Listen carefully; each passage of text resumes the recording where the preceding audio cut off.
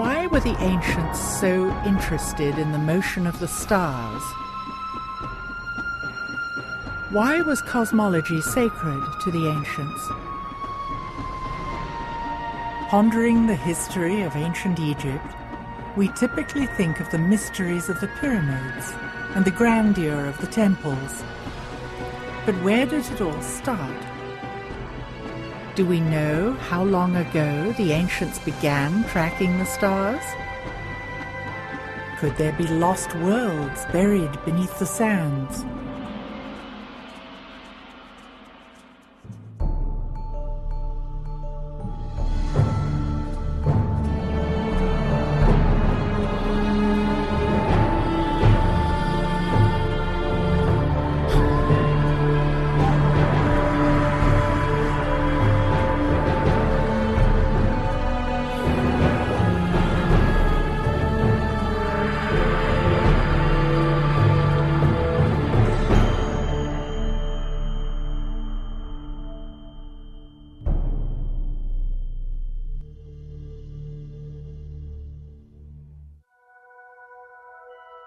Cosmology is the study of the universe in its totality. We think of cosmology as science, whereas the Egyptians considered it sacred. There's one thing we know about ancient Egypt for certainty, is that they observed the star Sirius. And we are sure when they speak of that star. Everything that comes out of the ancient world has to have a spiritual and metaphysical base. The ancients, and the ancient Egyptians in particular, but probably ancient civilizations more generally, saw themselves, humanity, us, as tied in with the bigger environment, the cosmos, the bigger picture. They built monuments and they aligned them. But what for? And do their belief systems have validity today? If we want to decode Egyptian symbolism, we should look for clues in the ancient language that Hakim learned as a child from his elders, living along the Band of Peace. Looking at the many images left by the Egyptians, we have assumed that they were obsessed with death. Turning to the ancient Suf language, however, we learn that they didn't even have a word for death. They called it westing. We have no word of death in our culture. No word death.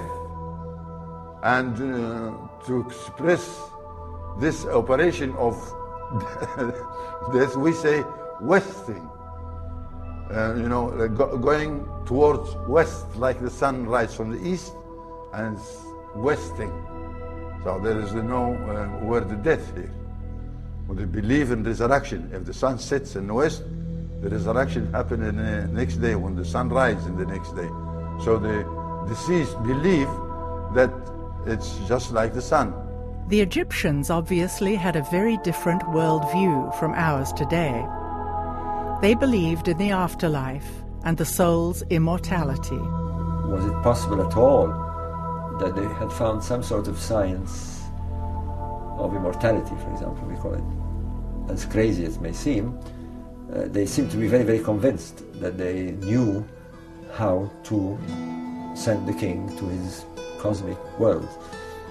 Those stellar gods, of whom the king believed that he himself would become one stellar god after his death, constructed monuments and performed rituals that mimic the events that they saw in the sky.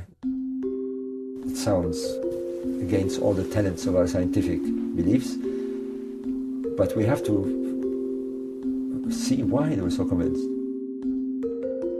The ancient Egyptians perceived the land as a cosmic environment, that it followed the activities of the sky because they believed them to be running in parallel. And they had reasons to believe that. One of the main reasons was the cycles of the Nile. The Nile was the lifeblood of Egypt, and it performed the cycle, which followed the cycle of the sun and the stars. It's not surprising at all that they associated the reappearance of the stars with the rebirth of the Nile.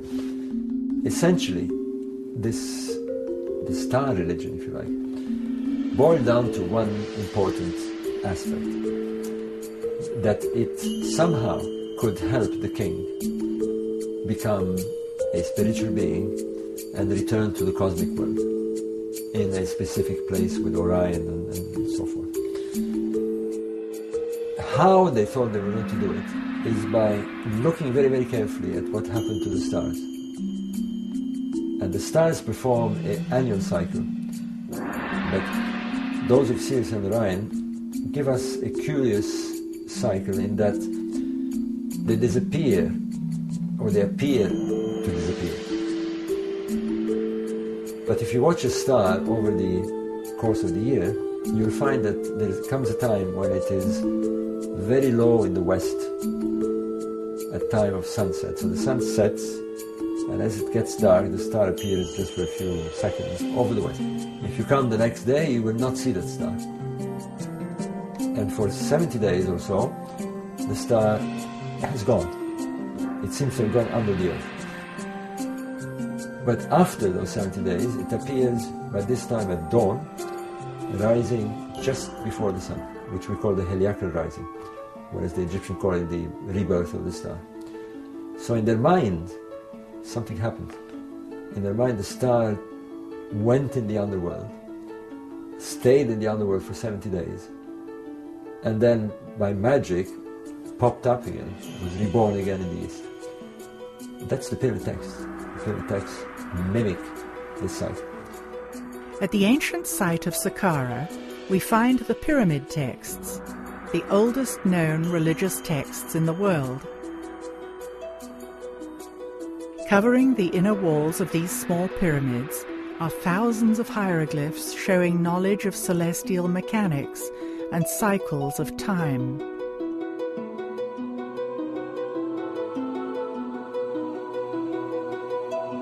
Although we've come a long way in our understanding of hieroglyphs, it is possible that many layers of meaning in the symbols remain hidden.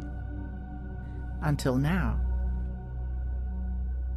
When we approach hieroglyphics, we do so from our own point of view, and we assume that the letters of our alphabet correspond with certain hieroglyphs. There are 4,000 Egyptian hieroglyphs, but only 26 letters.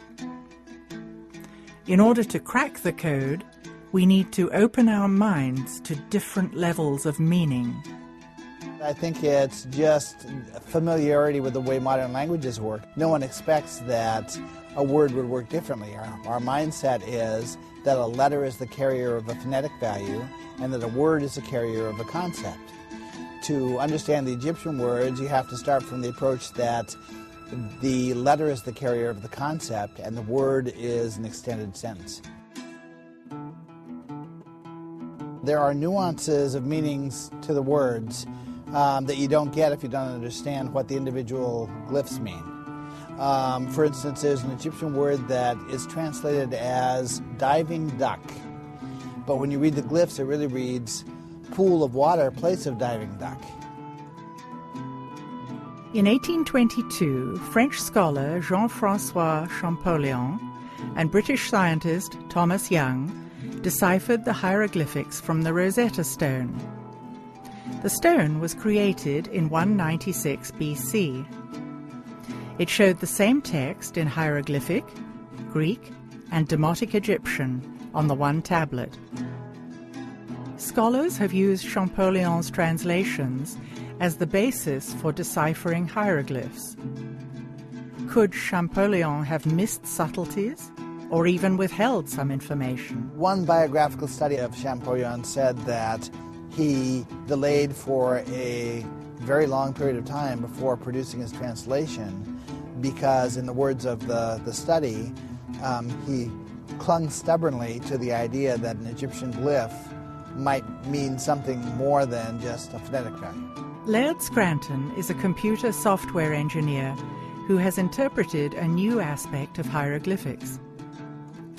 His research is revolutionizing the way hieroglyphic is understood. Basically, Egyptian hieroglyphic words work more like an acronym in English, like the phrase FYI, or an acronym such as CIA or CBS, where anyone who reads English understands that you don't try to pronounce this word. This is not a word that you're going to read for its meaning in terms of the letters all put together. It's one letter at a time, stands for one word at a time, and you put the words together to get the meaning. If we think of each hieroglyphic word as an acronym, rather than having a phonetic value, a new layer of interpretation appears. Hieroglyphs reveal in symbolic terms the way the ancient Egyptians thought the universe works. I can show that certain key glyph shapes came out of cosmology, which describes how the universe was created. Okay, and because the shapes came out of cosmology, it makes sense that the meanings that attach to the shape are associated with cosmology also. They would have meanings related to the creation of the universe. Once you agree that the sun glyph means what it means, and that's all traditional meanings, it's hard to argue that the word month doesn't say the moon makes an orbit. Or it's hard to argue that the word year doesn't say time of the Earth's orbit around the sun.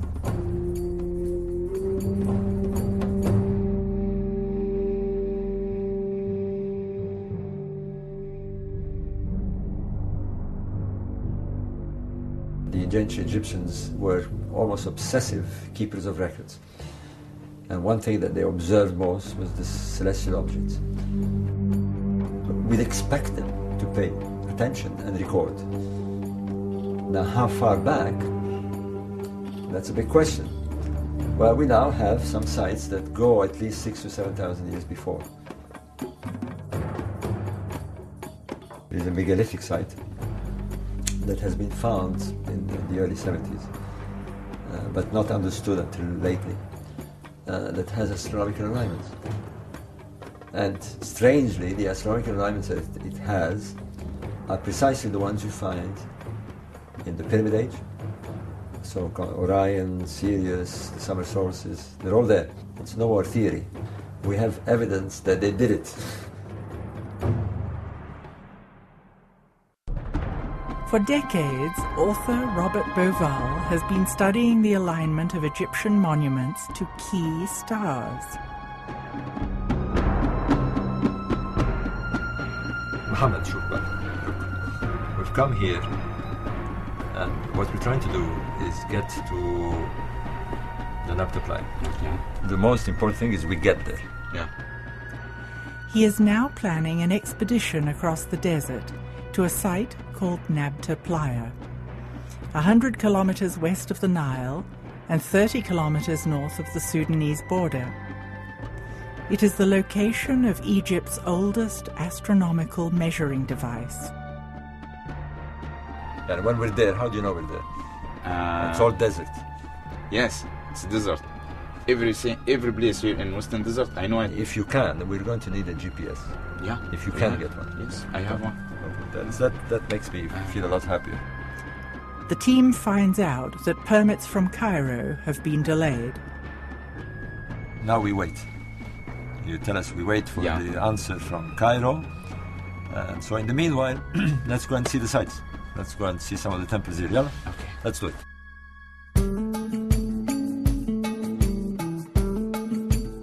The key to decoding Egypt is in the alignments of the temples, which changed in different epochs to match the majestic drift of the procession of the stars. We're now here at the Karnak temple in Luxor. On this wall we can see the ritual of the stretching of the cord. On the right-hand side is the goddess Seshat. She's represented by a priestess. She's holding a rod and a mallet. And on the other side is the pharaoh. There's a cord looping between them, and what they're doing is that they're aligning the monument to the stars. We know from inscriptions at the Temple of Karnak that they aligned monuments with the circumpolar stars, principally the Big Dipper. They also align to the stars of Orion, very similarly to what we also have at Nabta. The Karnak temple, the very center of Egyptian religious activity, is aligned to the sunrise at the winter solstice. So as we look down the axis this way, on the winter solstice the sun will rise along the axis. And in the summer solstice, it will be aligned to the sunset of the sun. So as we have at the Napta Playa, in the circle of the calendrical circle where there is the summer solstice alignment, here we have another example of this similar alignment 3,000 years later. On the expedition into the open desert, Robert Bauval hopes to see for himself that these alignments exist in the remote region of Napta Playa. The team prepares by mapping a route they will access via GPS. Jeeps are equipped with supplies for the dangerous journey.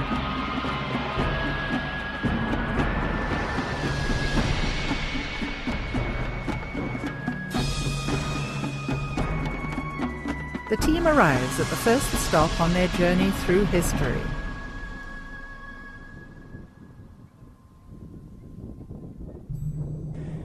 In the heart of the El Khaga oasis lies a Christian settlement dating back to the 3rd century AD. Original paint graces the ceiling of the chapel, telling the stories of Adam and Eve. What is important here is that at Napta we have a settlement that is 6,000 BC at least. And here we have a settlement, a Roman settlement, which is of the 1st, 2nd century. Surely the people here were aware of some sort of origins in the desert. They must have moved around here. We're only 300 kilometers away. And this is the big work that anthropologists have to get into, cultural anthropologists, people who understand how to look for clues within a lost culture. We're looking for a lost culture that could be the origins of our civilization. That's what we're talking about here.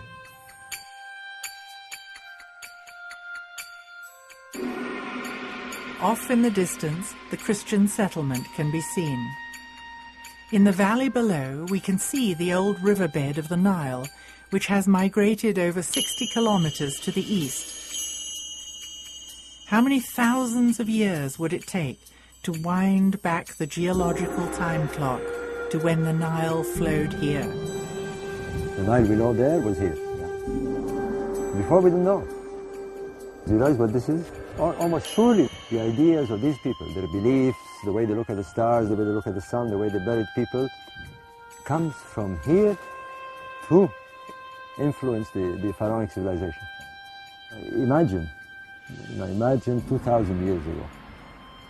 There was a Roman garrison with centurions walking about, and priests, and Roman ladies in carriages. And it's amazing to think that this was like this. People have been here for thousands of years. I mean, we know that. But now you're going to show us caves, you're going to show us prehistoric caves, where there are drawings that tell us that people were here even longer than we thought. Maybe 10, maybe 15,000 years ago. And that's incredible.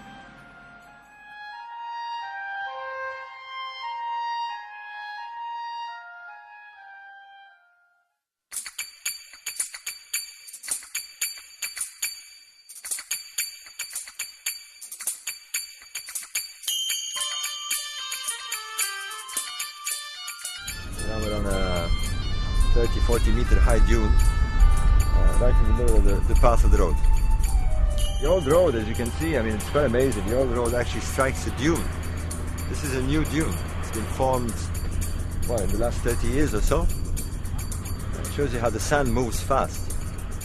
The team tests the jeeps in the open desert by heading off to an ancient desert monastery.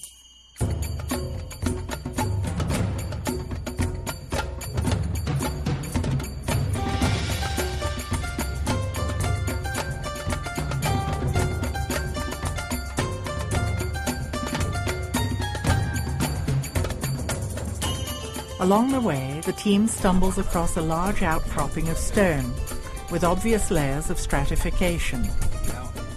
The guide tells the team that the area is an ancient ocean bed. There's water like ripples, and seashells are still embedded in the hard rock. indicating a vast change in geology and climate over the past several thousand years. It's probably petrified timber, this, on a much later period, but you can see the shells here. The shell is encrusted. They're millions of years old. We're walking on terrain that is millions of years old.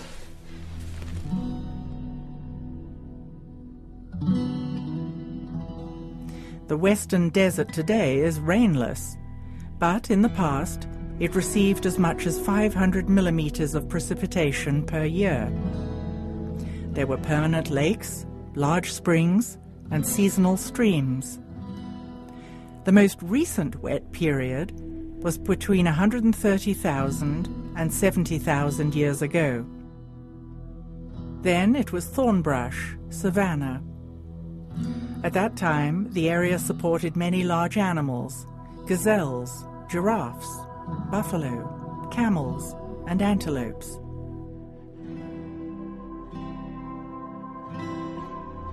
After that period, it was hyper-arid until 12 or 13,000 BC. Before 12,000 years ago, the summer tropical monsoons reached southern Egypt. Precipitation was limited and fell mostly during the summer months. It was sufficient to support small animals and cattle. The small animals could live off the dew. The climate resulted in highly mobile human populations. There are ancient cave paintings in a remote location that may provide clues to human settlements from the distant past. Is this crucial evidence being protected by Egyptian authorities? It's terrible. Terrible. It's priceless. Priceless prehistoric evidence. Look here. Look here. What's this, a dog or a gazelle? A man. You see the man here? He's wearing pharaonic clothes. It's terrible. With scribbles all over. I mean, the evidence that we're looking for is being destroyed by irresponsible people coming here. The site is unprotected, and the irony is that people who are responsible are prevented from coming here and driven crazy with licenses and papers. Look here. Oh, there's a beautiful Hatorian cow. Look at this. I mean, this is an artist. This is not a primitive carver.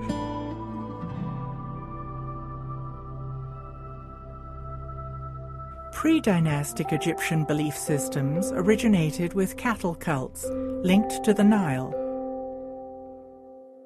A cow was seen as the mother of the sun. Cattle were deified and were considered earthly representatives of the gods. An enduring ideology with Hathor as the center figure. Images of bulls were shown with depictions of stars, and this dates to before pre-dynastic Egypt. Cattle pastoralists were in the Sahara several thousand years before pre-dynastic Egypt. Gilf Kabir, which means large plateau, is another large ceremonial center a further 600 kilometers west, near the borders of Libya, the Sudan, and Egypt. The Cave of the Swimmers, made famous by the movie The English Patient, is located here. Prehistoric rock art shows people and their cattle. Since Gilf Kabir is 600 kilometers away, it seems as though cattle cults were prevalent throughout North Africa in ancient times. Could this be another clue that the nomadic tribes were connected? Could they have influenced the ancient Egyptians? Arriving at the monastery, we can see it has never been accessible by road. Once occupied by Christians, it lies upon an ancient camel trail 40 days from its closest neighboring site.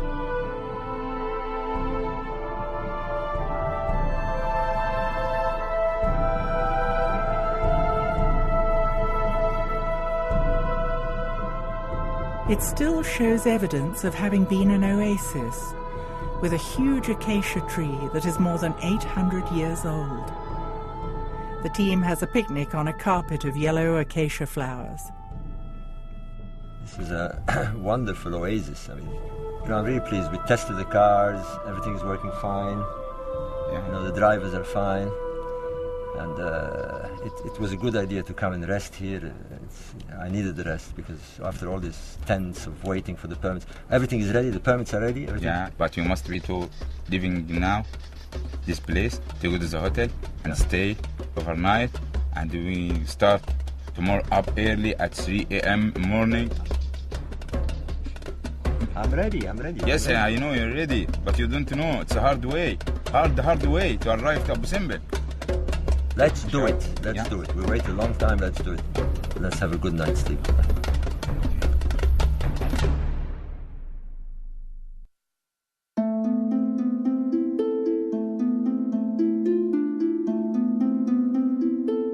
The team gets an early start, armed with long-awaited permits granted by the Supreme Council of Antiquities and the Egyptian army. They will enter the dangerous region of the Western Desert, to the south of El Khaga Oasis.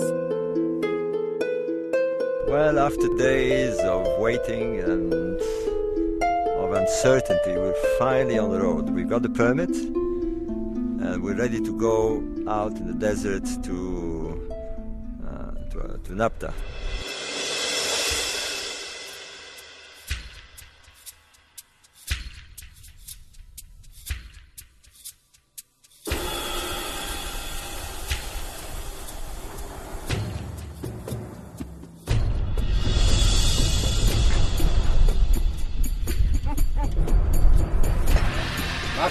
انت نفك الثانيه يا وليد.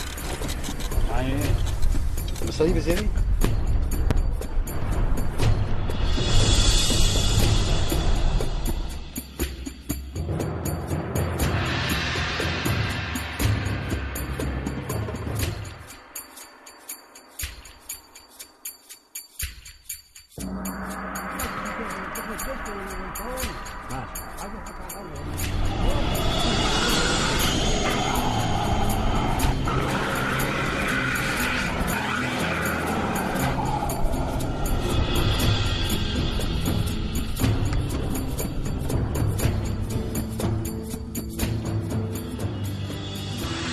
After driving south for hours along an old road covered by occasional sand dunes, there is nervousness in the air. The team will be traveling blind in the open desert for the last part of the journey, relying solely on GPS equipment to locate the ancient site of Nabta Playa. Yeah, about... But this is very good. This is going to tell us. 3 kilometers. Right. I'm sure. Right.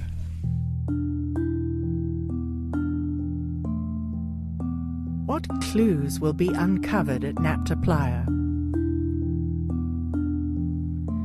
How have these influences drifted across the African continent? More than 3,000 kilometers further west, in Mali, there is a living culture with a surprisingly similar worldview to that of the ancient Egyptians. The Dogon live in Mali, largely in isolation. Studies of the Dogon culture mirror the ideology of the ancient Egyptians with uncanny precision. I realized through my Dogon studies that there were relationships between Dogon words and Egyptian words, and I noticed that Dogon drawings turned up as glyphs in those Egyptian words. Laird Scranton's radical reinterpretation of Egyptian hieroglyphs came directly from his studies of Dogon cosmological symbols. Their priests use cosmological drawings, symbols they have used for thousands of years. While it is impossible to ask the ancient Egyptians to explain their beliefs, Dogon priests can explain their cosmology and how their symbols are written and pronounced. The Dogon lay things out in such detail that it's like having the teacher's copy of the manual of the book, you're studying, with the answers to the questions written down in the back. You can go to a Dogon priest, or you can go to the anthropological studies that were taken in relation to the Dogon priests, and they flat out tell you what their symbol means and what they're, what they're trying to talk about.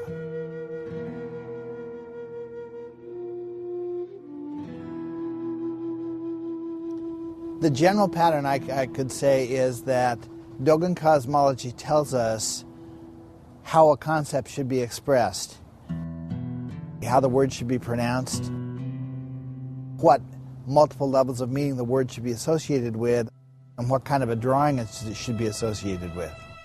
That predicts for us what we ought to find in Egypt.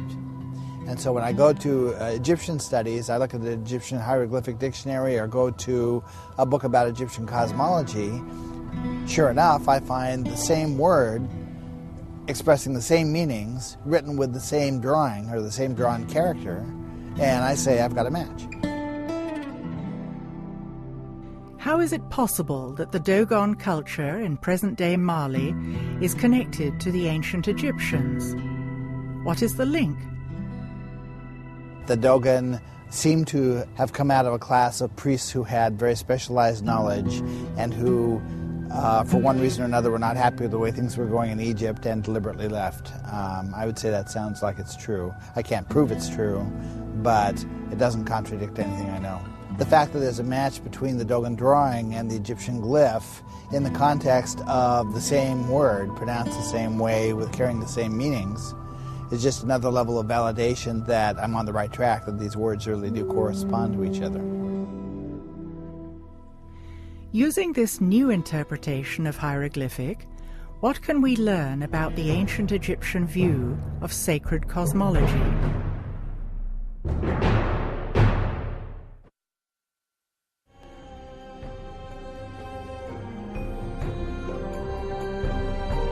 I had some concerns originally as I began writing some of the books about what right did I have to be revealing secrets that have been kept for 3,000 years. But when I realized that the cosmology is about science, it's about the creation of matter and things like that, and I realized how close our science is right now to being caught up with what the cosmology, the ancient cosmology, seemed to know, I realized that if anybody's going to get any benefit out of it at all, that it has to come out now. You can't wait any longer. We're only about 50 years away from discovering all the things that I found in the Dogon and Egyptian cosmology. Is it possible the ancient Egyptian cosmology was more advanced than today's science? I'd say there is information in the ancient cosmology that would be a benefit to the string theorists and to the modern cosmologists if they'd pay attention to it. I think the Dogon and the Egyptians explain to us how it is that a mere act of perception can cause the wave-like behavior of matter to turn into particles, which the scientists don't know. When you ask Stephen Hawking how many fundamental particles there are, he says more than 200. If you ask a Dogon priest, he says 266. Science is on the verge of understanding things that ancient civilizations seemed to know long ago. How is this possible?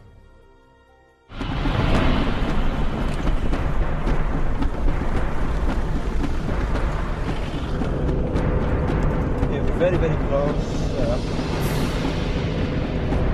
within a couple of 100 meters. The excitement builds for the real destination of the expedition, the ancient site of Nabta Playa.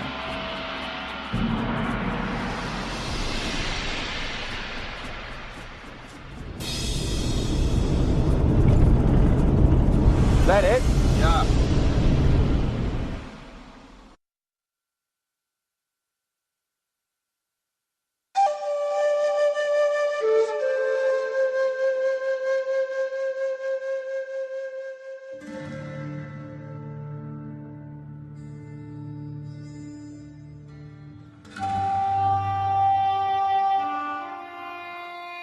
Here we have this bunch of huge megaliths that were dragged from God knows where and placed in a pattern, a sort of center point of the whole area.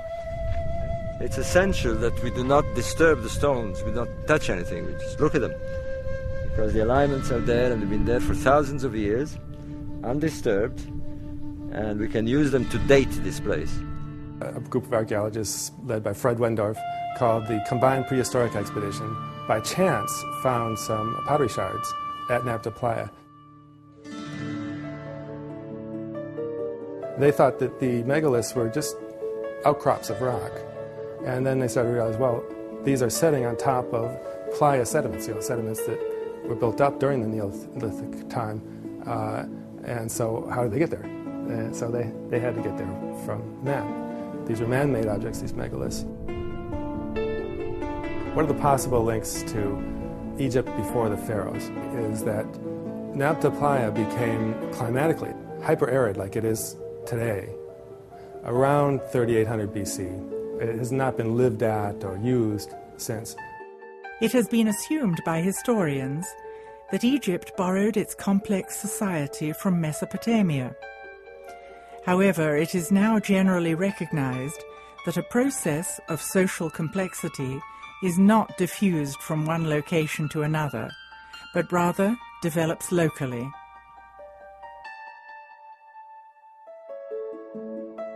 (3400 BC is when you see pre-dynastic cultures building up on the Nile Valley, just 100 kilometers east of Nabta Playa.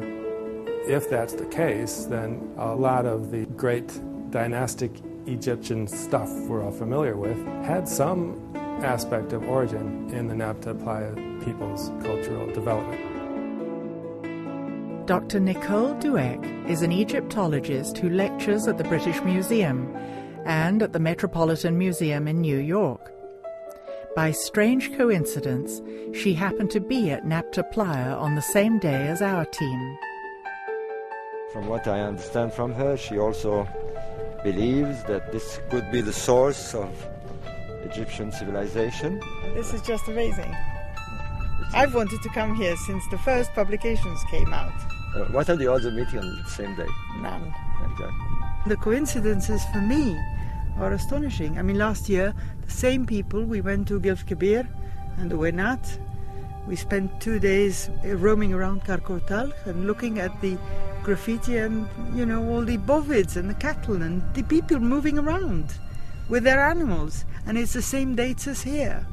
These people had what today we would call a calendar. They use the position of the sun to mark the specific days of the year, and the main stations of the year, of course, are the summer solstice, the winter solstice, and the two equinoxes. No doubt, they tracked the sun through the year, and therefore they had a calendar. This structure may not appear significant above ground. Looking beneath the surface reveals an enigma. These complex structures are the most enigmatic remaining aspects of Nabta Playa. When they excavated the central one, the largest one, underneath the surface, down in the playa sediments, the playa sediments about 10 feet deep, they found this megalithic sculpture. Some people call it the cow stone. It has perhaps a vague resemblance to a cow, but it also seems maybe to have an astronomical meaning because it's in this astronomical complex. And then underneath the sculpted stone, on the bedrock, underneath all the sediments that were laid down earlier, they found another sculpture, sculpted out of the living bedrock, and sort of like the Sphinx is sculpted out of the bedrock. The bedrock sculpture was carved, and sediment filled it in over thousands of years. Then the cow stone was carved and placed there, and then sediment filled it in again. We are looking at 3 subsurface layers of sediment. This is a clue to the extreme age of Nabta Playa.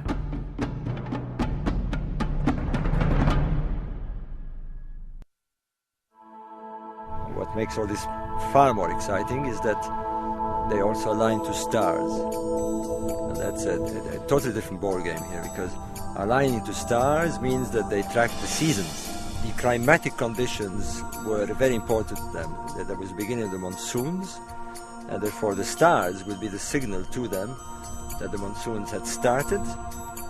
They would start migrating here, and they would arrive here when the water, the monsoons, the rainfalls had filled the lakes. It was essential that they get here when the lakes have water. It would have been a fatal mistake had they come here 20 or 30 days before the event.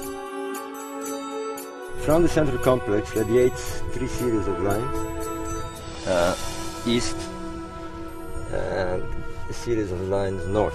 Mm-hmm. Right. According to Wendorf and the checkups by Brophy, we've got alignments to the rising of certain stars here and here.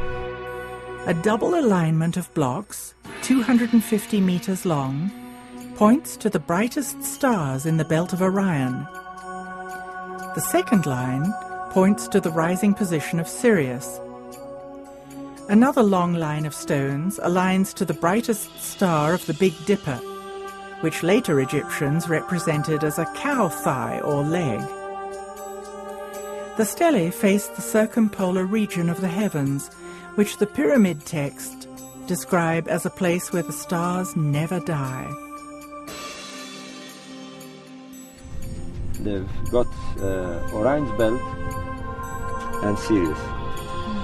What's interesting is that they seem to be tracking them, not just a line in two, but they seem to be tracking them over the movement over a long period of time. So they knew the stars moved, and they knew that the sun moved the same every year on an annual cycle. Maybe the whole ceremonial complex has something to do with the age of Gemini and transition to the age of Taurus. The constellation of Taurus is represented by a bull.